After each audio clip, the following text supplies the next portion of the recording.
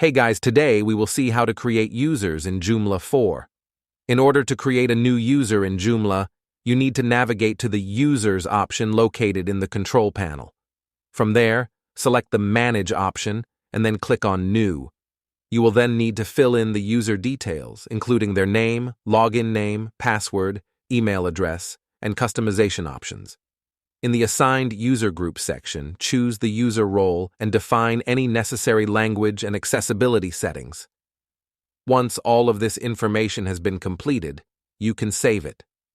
If you want to increase the security of your Joomla site, you can enable multi-factor authentication for the user.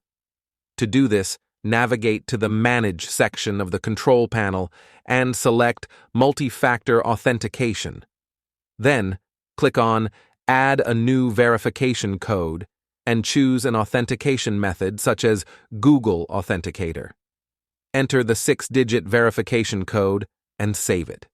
If you log out now and try to log in again, you will be required to enter the code in order to access the admin panel. There are also other multi-factor authentication options available, including YubiKey, web authentication, and code by email.